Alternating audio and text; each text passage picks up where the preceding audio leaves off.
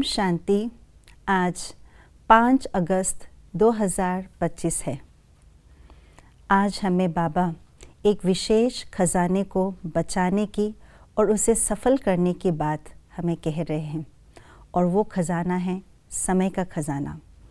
और समय को हमें बचा करके अपने आप को धोखे से बचाना है, और समय को सफल करके हमें अपने आप को आगे बढ़ाना है और समय को समीप लाना है। तो ये बात आइए आज के स्लोगन द्वारा जान लेते हैं और उसको और गहराई से समझ लेते हैं।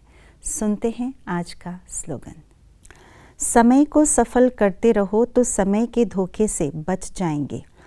दुनिया में कहावत है कि समय को सफल करो तो तुम सफलता मूर्त बन जाएंगे। नहीं, दोबारा बोलती हूँ। बाबा सदैव यही कहते हैं, बच्चे समय को सफल करो तो सफलता मूर्त बन जाएंगे। और दुनिया में भी कहावत है, अगर समय को गवाएंगे तो एक दिन समय आपको भी गवा देंगे, क्योंकि समय बहुत शक्तिशाली है और साथ साथ बहुत श्रेष्ठ खजाना भी है। तो अपने इस श्रेष्ठ खजाने को अपने हाथ से ना जाने देना, ये हमारी रिस्पॉन्सिबिलिटी है। परंतु हमें ये जानना ज़रूरी है कि हमारा समय कहाँ पर जाता है, कहाँ से वेस्ट जाती है हमारा समय। हम देखते हैं तो हमारे हाथ में जब मोबाइल होते हैं, जो बाबा ने हमें साधन के रूप में देते हैं, तो उस मोबाइल में हमारा बहुत सारा समय चला जाता है। अलग अलग चीज़ें उसमें होती हैं, अलग अलग आकर्षक करने वाले जो बातें हैं उसमें आते हैं। तो हम देखते हैं थोड़े समय के लिए, परंतु देखते देखते हमें ये पता नहीं चलता है कि कितना समय हमारा व्यर्थ और साधारण चला जाता है। और इसके अलावा व्यर्थ बातों में, पर चिंतन में, व्यर्थ संग में हमारा समय बहुत बर्बाद हो जाता है, समय सफल नहीं हो पाता है। एक अव्यक्त मुरली में बाबा ने कहा है कि संकल्प को हम बचाते हैं तो समय को भी हम बचा पाते हैं। अर्थात सबसे ज़्यादा व्यर्थ समय जो हम गंवाते हैं वो है अपने संकल्पों के माध्यम से।